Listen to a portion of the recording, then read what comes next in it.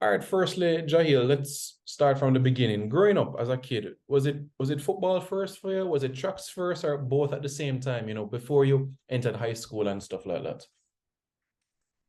It was always both, to be honest. I think the first training I went to, sporting training that I went to was actually track and field. And I remember I was in like grade one or grade two at VAS. And I remember this day distinctly because I remember everybody was laughing at me because like when I got to training, I just put on my spikes. You have to warm up in your track shoes and then you do your drills and put on your spikes. But I actually just did put on my spikes as I reached because I was so excited and ready, to run. So I think it was track and field first, but then, in prep school, I guess they were like, just feeling out everybody. But then it was, football season come before track and field. So I did play football. I was actually probably one of the youngest to make the senior team. Because my brother was there at the time. My brother named Jamie. He was there. So he was a goalkeeper. So I used to play with him. He was a goalkeeper, and I was younger, so I used to play on the bench first, and then I come on. But yeah, it was both hand in hand, equal. I never did tracks first or football first. I mean, we know exactly, the your father and what he has done for Jamaican sporting landscape. Did he give advice to say lean in this direction or that direction, or he was like, I'll support whatever path you take, whether football or athletics? Oh yeah, most definitely. The latter one, he was just like, whatever you want to do. You just, he obviously will support me. I mean, I think what had up, it was 2013, right? We were playing the Caribbean qualifiers for the under 17 World Cup. And we played two games. We played Bermuda and Antigua. Yeah, water. Um, Yeah. yeah, over Waterhouse. I scored three the first game. It was kind of just me and Fleming, Junior Flemings at the time. But I had a love for track and field. But for track and field, it was that year was what's it called? World Youth, right? So I couldn't do both because it would clash. It's not just like training for champs. You actually, this is on the world stage now. So I actually had to make a decision.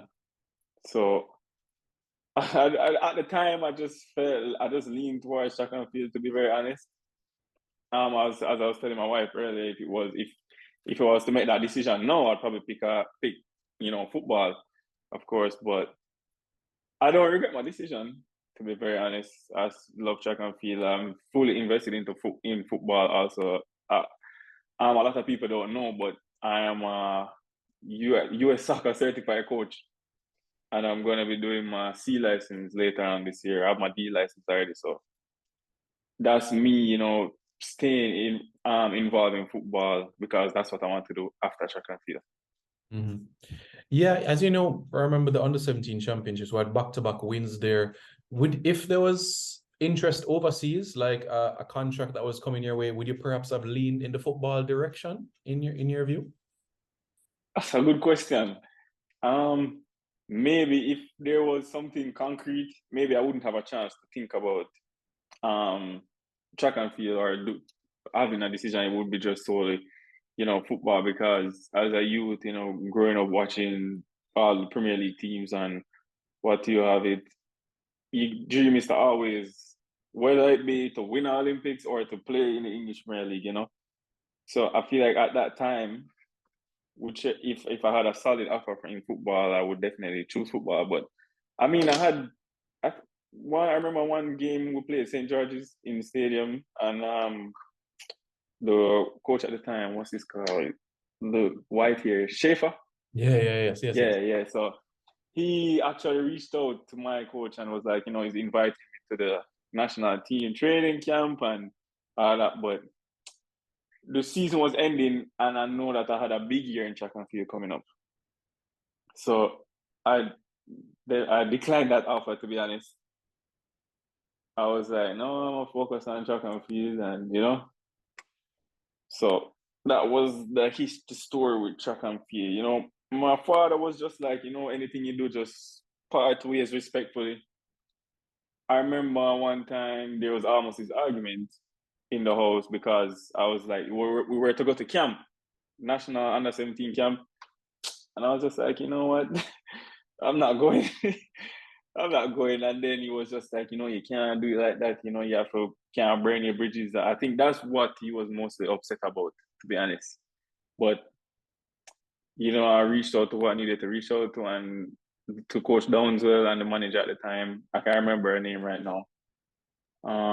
But up to this day, me and Downswell are still cool. There's no hard feelings or anything. But in that moment, that's just what I felt was right. Yeah. I mean, in this time, I know you still love football. So do you say right now, if I was doing football, maybe it would be me and Leon Bailey up top, maybe with me and Antonio. Do you sometimes think or meditate on certain things like that?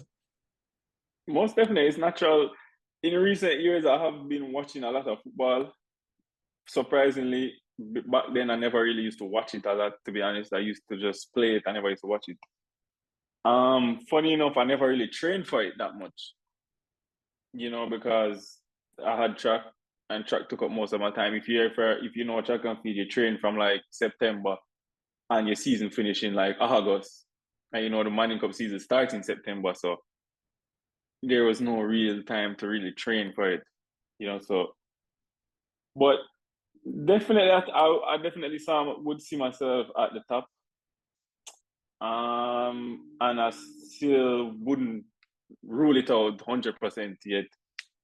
I'm 26. It's still old in the football world, but I feel like with good quality, nobody will turn down a good quality footballer.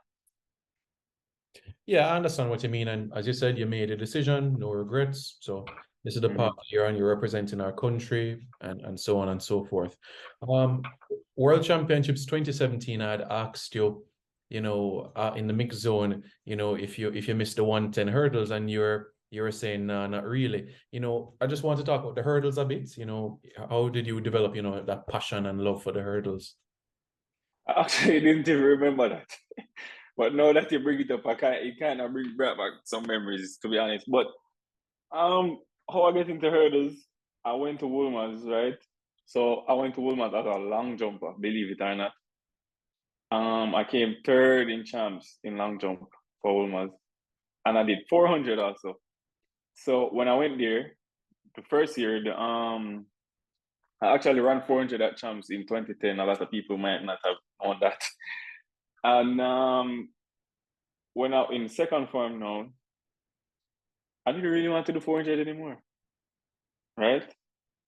So I was just at training, browsing everything, just doing my long jump training, and the hurdler guys were there late, and I didn't really want to go home. So I was just like, let me give this a try. There were two guys there before me, and I just took my time, learned the event. The greatest thing for me at the time was I was really faster than those two guys. So I never really had the technique like them. So I was just pretty much just clearing the hurdles, running in between. I would still beat them. So, my coach at the time, Christopher Harley, he just saw the talent and just, me gave him more attention with regards to the hurdles because, it's a very technical event. Because you also have a lot of hurdlers that are slow, but because the technique is really good, so they really are at an advantage over someone that's probably really fast, So, but going forward, I started doing 400 again and 400 and sprint hurdles. And if you know how the champ schedule was back then, that's kind of a tough double because after the 400, you literally have like an hour.